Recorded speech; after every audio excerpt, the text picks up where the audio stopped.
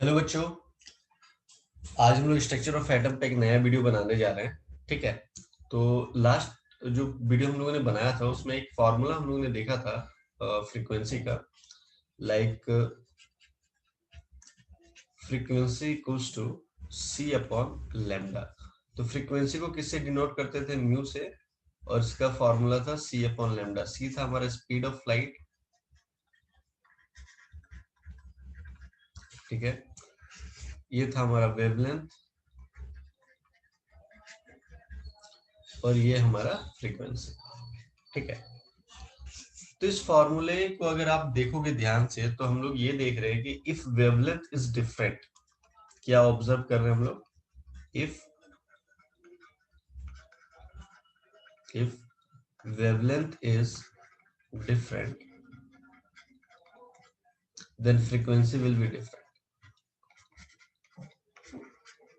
Then frequency will be different, ये observe कर रहे हैं। ठीक है। मतलब अगर मान लो फॉर एग्जांपल अगर हम फ्रीक्वेंसी को बढ़ाते हैं तो वेवलेंथ हमारा कम हो जाएगा।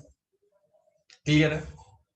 चलिए, इसके बाद एक्चुअली इलेक्ट्रोमैग्नेटिक स्पेक्ट्रम होता क्या है? What is electromagnetic spectrum? आज हम लोग जो आज की वीडियो है हम लोग यहाँ से स्टार्ट करेंगे। अच्छा, इसके पहले एक चीज और मैं आप लोगों को बता देना चाहता हूँ कि इस पूरे यूनिवर्स में अगर किसी का अगर मास है तो वेव प्रोड्यूस करेगा।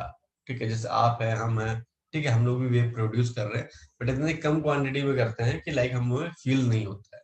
तो ये बात जरा दिमाग में एडजस्ट करके रखिएगा। ठीक है। तो चलिए, व्हाट इज इलेक्ट्रोमैग्नेटिक स्पेक्ट्रम? तो अगर आपको मैं सिंपल भाषा में बोलूं तो ये बोलूंगा मैं आपको कि डिफरेंट डिफरेंट इलेक्ट्रोमैग्नेटिक जो रेडिएशन है वो फॉर्म करते हैं इलेक्ट्रोमैग्नेटिक स्पेक्ट्रम। ठीक है। अब तुम बोलोगे सर ये रेडिएशन कैसे फॉर्म होता है, ये तो हमें पता ही नहीं। चलिए देखते हैं रेडिएशन के बारे में। देखिए, इसको बताया था बोर्स ने। बोर्स ने क्या बोला था, उन्होंने अपने मॉडल में क्या बोला था कि like different different energy level उन्होंने बनाया था। Different different energy level. ठीक है। तो ये फर्स्ट एनर्जी लेवल है, ये सेकेंड है, ये थर्ड है। ठीक है। तो उन्होंने क्या बोला कि फर्स्ट वाले का जो वैल्यू होता है वो -13.6 इलेक्ट्रॉन वोल्ट होता है। सेकेंड वाले का होता है -3.4 इलेक्ट्रॉन वोल्ट होता है। और इसका होता है -1.5 इलेक्ट्रॉन वोल्ट। ठीक है, ये होता है। अब क्या है कि यहाँ पे ये जो है ना, ये इस पे इलेक्ट्रॉन क्या है ना, घूमते रहते हैं। सब जगह नहीं होते हैं, बस इसी एनर्जी लेवल पे घूमते रहते हैं। तो याद रखिएगा, इलेक्ट्रॉन ऑलवेज ट्राई करता है कि वो लोएस्ट एनर्जी पे रहे। ठीक है, यहाँ पे मैं लिख देता हूँ, electron always always tries to remain in lowest energy level. ठीक है। वो ऑलवेज ट्राई करता है कि वो लोएस्ट एनर्जी लेवल पे रहे। तो लोएस्ट एनर्जी लेवल कौन सा है? ये वाला है। ठीक है। अब क्या हुआ कि जैसे ही मैंने इसको हीट करा, क्या करा? हीट दिया इसको, हीट दिया। तो इलेक्ट्रॉन क्या करेगा? एनर्जी को ऑब्जर्व करेगा और लोएस्ट एनर्जी से वो एक्साइटेड स्टेट में आना चाहेगा, यहाँ पे आना चाहेगा वो, है ना? तो उसके बाद अगर वो यहाँ पे आता है तो वो क्या करेगा? Electron returns back energy. अगर वो रिटर्न बैक करता है, अब देखिए ध्यान से, मैंने क्या बोला कि अभी मैंने जैसे हीट करा तो ये इलेक्ट्रॉन क्या यहाँ से यहाँ जाने लगेगा। ठीक है। लेकिन electron always tries to remain in the lowest energy level. ठीक है। तो जब ये वापस यहां से यहाँ आना चाहेगा तो उस कंडीशन में क्या करेगा वो? एनर्जी इज इमिटेड, तभी तो आएगा वो। तो लिखिए, इलेक्ट्रॉन रिटर्न्स रिटर्न्स बैक। तो जब रिटर्न्स बैक करेगा तो क्या होगा? एनर्जी इमिटेड होगा, एनर्जी इज इमिटेड। ठीक है। और यही इमिटेड एनर्जी को हम लोग बोलते हैं जो एनर्जी इमिट होता है ना, इसी को बोलते हैं रेडिएशन। तो यहाँ पे लिख low energy emitted in the form of radiation, energy emitted in the form of radiation. ठीक है, या तुम इसको बोल सकते हो इलेक्ट्रोमैग्नेटिक वेव के फॉर्म में इमिट करता है, इलेक्ट्रोमैग्नेटिक वेव्स। ठीक है, अब ध्यान से देखना, एक बार मैं फिर से बोल देता हूँ। एटम है, एटम को मैंने हीट करा तो हमारा जो इलेक्ट्रॉन है जो लोएस्ट एनर्जी लेवल पे था वो क्या करेगा, एनर्जी को ऑब्जर्व करके यहाँ जाएगा। ठीक है, बट इलेक्ट्रॉन का नेचर है कि वो ऑलवेज ट्राई टू, ये सिर्फ इलेक्ट्रॉन का नहीं है, पूरे यूनिवर्स में कोई भी इंसान, आप है, हम लोग सब चाहेंगे कि हम अपने लोएस्ट एनर्जी लेवल पे ही रहें। ठीक है, तो मतलब हमारा एक एग्जांपल जैसे ये ले लो कि अगर मुझे कोई बोलेगा कि सर आप बिल्डिंग के एकदम टॉप पोजीशन पे चल जाइए, तो फिर हमें वहाँ डर लगेगा, जबकि अभी मैं अपने अपर ग्राउंड फ्लोर पे हूँ तो वहां पे ज्यादा कंफर्टेबल हूँ, क्योंकि वहां पे अगर मैं टॉप पॉइंट पे चले जाऊंगा तो वहां पे एनर्जी ज्यादा है ना, तो यहाँ पे कम है। तो पूरे यूनिवर्स में कोई भी चीज है वो always remain in the lowest energy level, तो वहां रहना चाहेगा। तो जो इलेक्ट्रॉन यहाँ से एनर्जी को एब्जॉर्ब करके जो यहाँ पे गया, तो अब ये क्या करना चाहेगा, वो लोएस्ट वहां पे जाना चाहेगा। तो जब ये यहाँ जाना चाहेगा तो वो क्या करेगा, रिटर्न्स बैक जाएगा, तो क्या करेगा, एनर्जी से इमिटेड, तो वही energy emitted in the form of radiation. आया समझ में, रेडिएशन का कॉन्सेप्ट क्लियर हो गया होगा। चलिए, इसके बाद अब याद रखिएगा कि अगर मान लो जैसे अभी मैंने फॉर्मूला आप लोगों को बताया था, frequency equals to C upon lambda, अगर मान लो ये फ्रीक्वेंसी बढ़ाते तो वेवलेंथ क्या हो जाएगा, कम हो जाएगा। तो जिसका वेवलेंथ कम होता है उसका पेनिट्रेशन ज्यादा होता है, ये याद रखिएगा, पेनिट्रेशन ज्यादा होता है। जैसे मान लो फॉर एन एग्जांपल मैं आप लोगों को बताता हूँ, जैसे आप लोग मेट्रो से ट्रेवल करते हैं तो आप लोग का जो बैग है जो स्कैनर के अंदर जाता है तो वहां पे कौन सा रेज होता है, एक्स रेज होता है। तो एक्स रेज का वेवलेंथ काफी कम होता है, तो इसलिए उनका पेनिट्रेशन ज्यादा होता है। पेनिट्रेशन ज्यादा का मतलब क्या होता है कि अंदर रखी हुई सामान को भी स्कैन करके देख लेता है कि भाई कुछ उल्टा सीधा सामान तो लेके नहीं जा रहा है, अगर उल्टा सीधा सामान आप लेके जाइएगा तो आपको पकड़ लेंगे, है ना। तो इसलिए जिसका वेवलेंथ कम होता है उसका पेनिट्रेशन ज्यादा होता है। तो इसको एक जरा डायग्राम के थ्रू देखते हैं तो काफी अच्छे से समझ में आएगा आपको। एक सेकेंड, डायग्राम में शो करता हूँ। ये देखिए डायग्राम को मैं शो कर रहा हूँ आपके स्क्रीन पे, ये देखिए आप लोगों को दिख रहा होगा। ठीक है, तो जरा ध्यान से देखिएगा, ये हमारा है फ्रीक्वेंसी, ये हमारा है वेवलेंथ। ठीक है, थोड़ा सा मैं कलर को चेंज कर लेता हूँ, एक सेकेंड।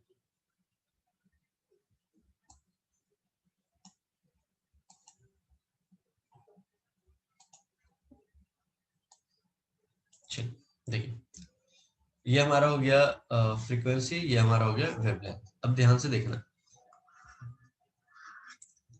सबसे ज्यादा क्या है, फ्रीक्वेंसी है, तो वहां पे देखिए वेवलेंथ क्या है, सबसे ज्यादा कम है, एकदम कम है।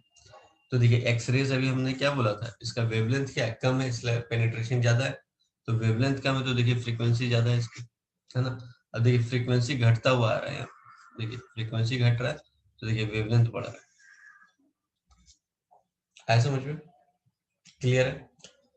अब यहाँ पे विजिबल स्पेक्ट्रम क्या होता है कि अब क्या ये 400 नैनोमीटर से लेकर के 700 टू 750 नैनोमीटर तक वो विजिबल होता है, जो विबग्योर हम लोग बोलते हैं ना। ठीक है, अब ये स्पेक्ट्रम क्या है वो भी अभी समझाऊंगा, स्पेक्ट्रम वर्ड कहाँ से आया है। ठीक है, तो ये विजिबल आप याद रखिएगा 400 नैनोमीटर से लेकर के 700 या 750 तक हमें दिखाई देता है। ठीक है, बाकी रेज हमें दिखाई नहीं देते हैं, इसलिए वो इनविजिबल। ठीक है, तो याद रखिएगा यहाँ पे एक चीज मैंने इस डायग्राम पे हम लोगों ने क्या देखा कि अगर मान लीजिए जिसकी फ्रीक्वेंसी ज्यादा है उसका वेवलेंथ कम है, देख लीजिएगा। ठीक है, एक्सरेज का भी मैंने एग्जांपल दिया था, तो देखिए इसकी ये क्या है, फ्रीक्वेंसी ज्यादा है तो वेवलेंथ देखिए कम है, और जैसे जैसे हम इधर आएंगे ये बढ़ता जाएगा और ये घटता जाएगा। ठीक है, चलिए अब चलिए व्हाइट बोर्ड पे चलते हैं और स्पेक्ट्रम के बारे में सबसे पहले आप लोगों ने कहाँ पे पढ़ा था वो पहले डिस्कस करते हैं। एक सेकंड,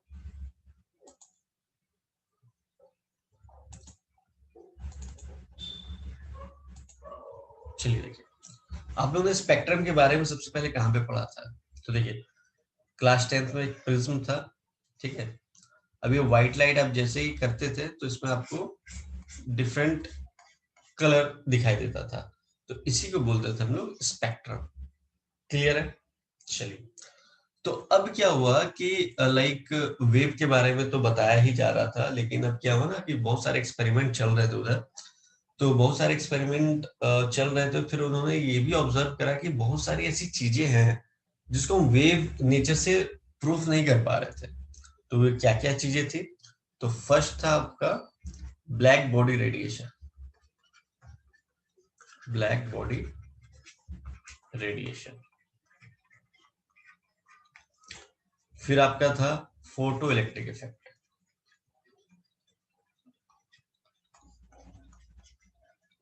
आज हम लोग ये दो दो टॉपिक के ऊपर बात करेंगे।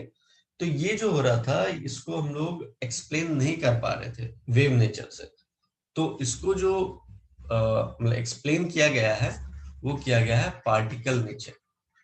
तो आपको पता है लाइट क्या डुअल नेचर शो करता है, वो अभी हम लोग जाने वेव और पार्टिकल दोनों।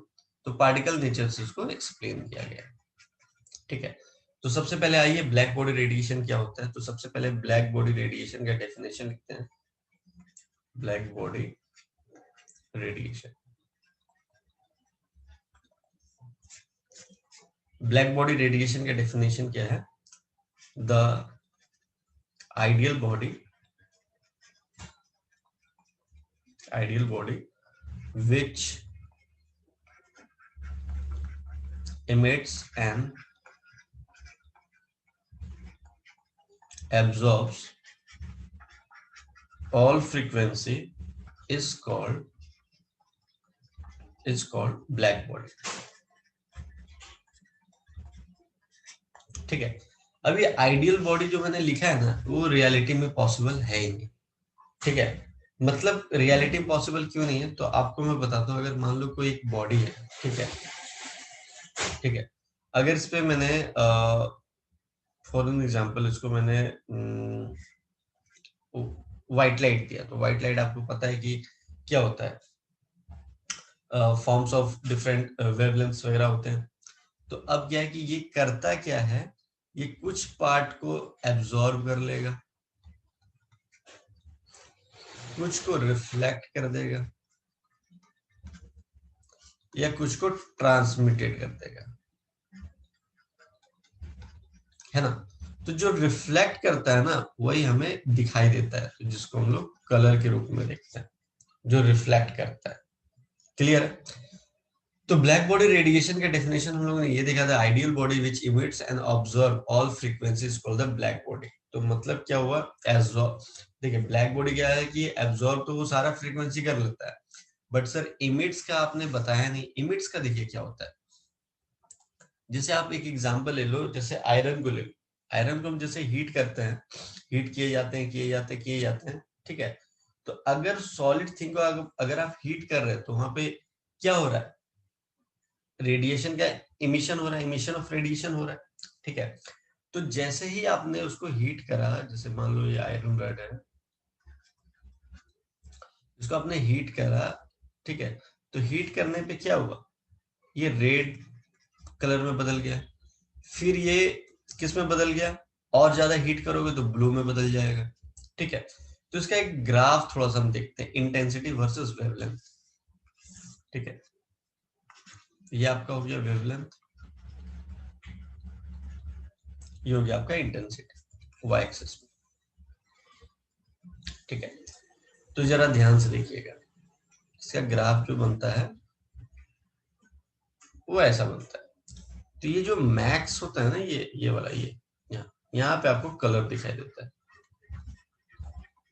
अब आप बोलोगे सर सिर्फ रेड कलर ही क्यों दिखता है, क्योंकि आयरन रड को अगर हम हीट करते हैं वो तो सभी तरह का वेवलेंथ वाले को ये इमिट करता है, तो सिर्फ रेड ही क्यों दिखता है, क्योंकि भाई उसका मैक्स होता है, उसका वेवलेंथ मैक्स होता है, इसलिए वो हमें रेड कलर वाला ही दिखाई देता है और हमें वो रेड कलर दिखता है समझ में।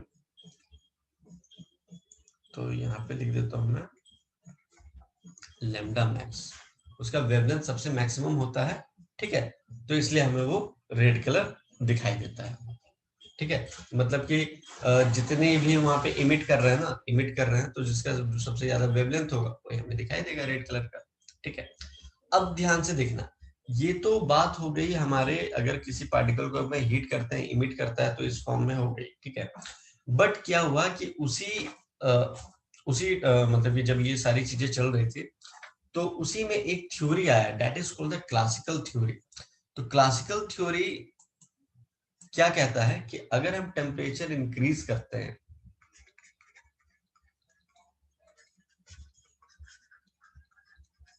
क्लासिकल थ्योरी क्या बोलता है कि अगर हम टेम्परेचर को इंक्रीज करते हैं, टेम्परेचर को जैसे इंक्रीज करा, तो टेम्परेचर इंक्रीज, अगर किसी बॉडी का, अगर आप किसी बॉडी पे आप टेम्परेचर देते हो, तो इलेक्ट्रॉन क्या करने लगेगा, वाइब्रेट करने लगेगा।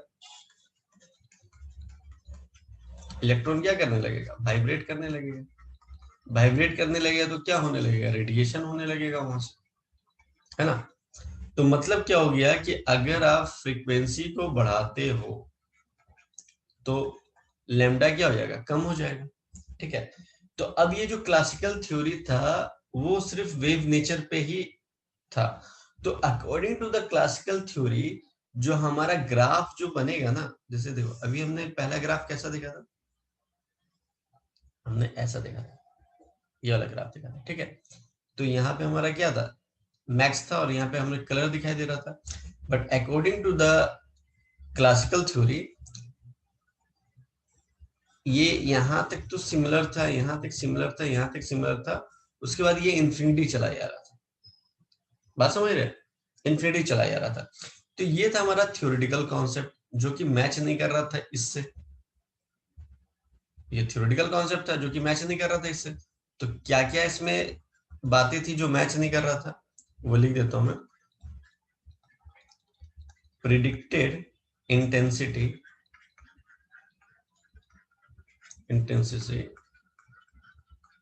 should go to infinity for shorter wavelengths, ठीक है। मतलब आप देखिए यहाँ पे कि वेवलेंथ यहाँ पे कम है, यहाँ पे काफी कम है वेवलेंथ, और उसका ये देखिए ये कहाँ जा रहा है, इन्फिनिटी चला जा रहा है इंटेंसिटी, ठीक है। उसके बाद could not explain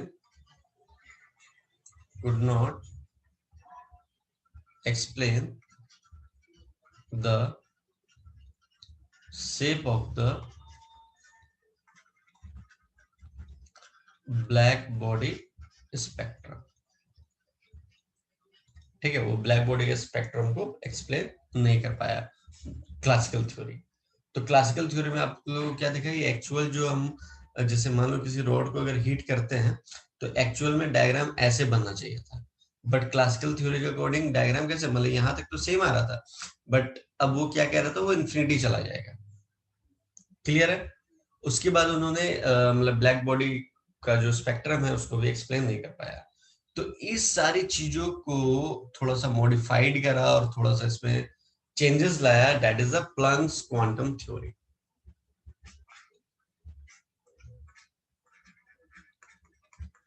planks quantum quantum ठीक है। तो भाई ये कहता क्या था, पहले स्टेटमेंट लिख लेते हैं। ये कहता था energy travels in the form of packets, energy travel in the form of packets, और इसी पैकेट्स को वो कहता था क्वांटा, क्या बोलता था, क्वांटा, ठीक है। इसके बाद इसने बोला कि अगर in case of light energy, अगर तुम लाइट एनर्जी की बात करते हो, लाइट एनर्जी, देन ये जो क्वांटा है या एनर्जी पैकेट्स है, ठीक है, क्वांटा है या पैकेट्स बोल लो, ठीक है, आर कॉल्ड फोटोन्स। ठीक है, मतलब क्या हुआ, ये कह रहा है कि अगर जैसे मान लो तुम हो, ठीक है, ये सन है, सन से अगर लाइट आ रही है आपके ऊपर, तो ये क्या हो रहा है, स्मॉल स्मॉल पैकेट्स में आ रही है, ऐसा समझ में। और ये पैकेट्स ऑफ एनर्जी को क्या बोलते हैं, फोटोन। क्या बोलते हैं, फोटोन। ये बोला था इन्होंने, ठीक है। तो अब इन्होंने ये भी बोला था कि एवरी, मतलब कि ये जो एवरी पैकेट है ना, इसका अपना ओन एनर्जी होता है। क्या होता है, ओन एनर्जी। तो इन्होंने क्या बोला कि energy of photon, energy of photon is directly proportional to the, is directly proportional to the frequency of light wave, frequency of light। ठीक है, तो अब ध्यान से देखिएगा, एनर्जी ऑफ फोटोन ई, अब ये प्रोपोर्शनल का साइन हटता है तो एक कांस्टेंट टर्म लग जाता है जिसको हम लोग एच से बोलते हैं, और फिर म्यू हमारा फ्रीक्वेंसी। ठीक है, तो जरा ध्यान से देखिएगा, ये एच क्या है, इसी एच को बोलते हैं प्लैंक्स कांस्टेंट। क्या बोलते हैं, प्लैंक्स कांस्टेंट। इसकी वैल्यू होती है 6.626 इंटू 10⁻⁻34।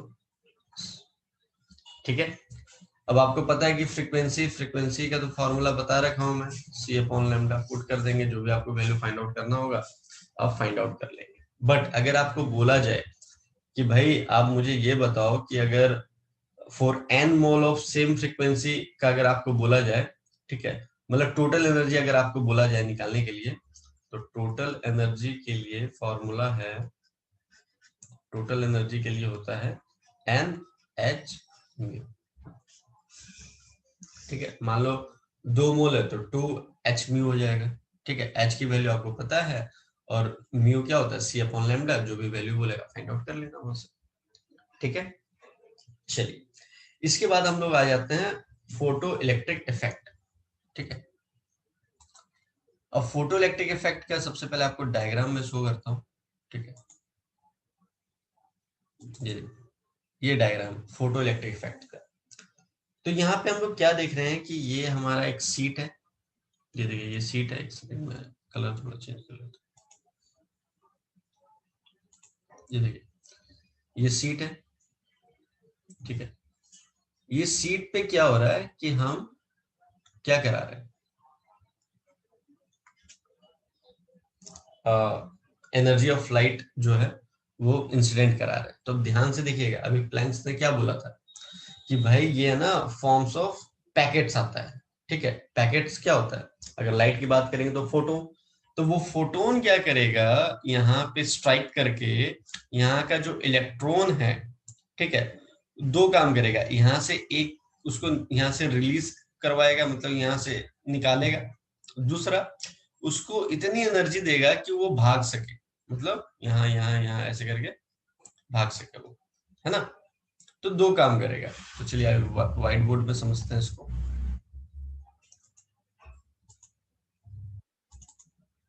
तो देखिए अभी हम लोगों ने क्या करा था, एक सीट था यहाँ पे, सीट पे क्या करा, फॉल कराई लाइट। ठीक है, तो जैसे ही फॉल कराया तो अकॉर्डिंग टू द प्लंक्स क्या होता है, पैकेट्स ऑफ एनर्जी आता है, और पैकेट्स ऑफ एनर्जी को क्या बोलते हैं, फोटोन। अब वो फोटोन क्या करेगा, यहाँ पे जो भी इलेक्ट्रॉन मौजूद था उसको यहाँ से निकालेगा। ठीक है, अब फोटोन, देखिए ध्यान से, फोटोन क्या करा, इलेक्ट्रॉन को निकाला। ठीक है, तो इलेक्ट्रॉन को अगर निकालते हैं उसको बोलते हैं वर्क फंक्शन। क्या बोलते हैं, वर्क फंक्शन। ठीक है, जिसको हम लोग डब्ल्यू नोट से अभी डिनोट करेंगे। ठीक है, दूसरा, अब क्या करा, इलेक्ट्रॉन को क्या करा, काइनेटिक एनर्जी प्रोवाइड करा, एनर्जी प्रोवाइड करा भगाने में। ठीक है, ठीक है, पहला तो वर्क फंक्शन हो गया, दूसरा काइनेटिक एनर्जी हो गया। तो इसको E इक्वल्स टू हम लोग लिख सकते हैं डब्ल्यू नॉट प्लस के ई। ठीक है, अब ध्यान से सुनना आप लोग। ठीक है, ये डब्ल्यू नॉट को हम लोग लिख सकते हैं एच म्यू नॉट। ये जो हमारा म्यू नॉट है इसी को बोलते हैं थ्रेशोल्ड फ्रीक्वेंसी, ठीक है। और काइनेटिक एनर्जी तो मेरा एज इट इज रहेगा, और ये हमारा ई को हम लोग क्या लिख सकते हैं, एच म्यू। तो अगर मुझे काइनेटिक एनर्जी यहाँ से निकालना हो तो काइनेटिक एनर्जी इक्वल टू क्या लिख सकता हूँ मैं, H mu minus H mu naught. तो मैं ले लूंगा एच कॉमन, तो हो जाएगा म्यू माइनस म्यू नॉट, ठीक है। अब काइनेटिक एनर्जी क्या होता है, हाफ एम वी स्क्वायर। तो अगर आपसे वेलोसिटी अगर कोई पूछता है तो फाइंड आउट कर लेना आराम से, ठीक है। तो ये था आपका photo electric effect. I hope आप लोग को काफी अच्छे तरीके से मैंने इस चीज को समझाया है काफी। और नोट्स अगर आप लोगों को चाहिए होगा तो आप लोग व्हाट्सएप कर लेना, मैं नोट्स आप लोगों को सेंड कर दूंगा, ठीक है। वो नोट्स को अच्छे तरीके से पढ़ना, ठीक है। और आगे का भी वीडियो में जारी रखूंगा। सो अगर कोई परेशानी है, कोई टॉपिक आपको अगर समझ में नहीं आया है तो आप कमेंट करना, उस पर एक और मैं वीडियो अपलोड कर दूंगा, ठीक है। Till then bye bye, thank you.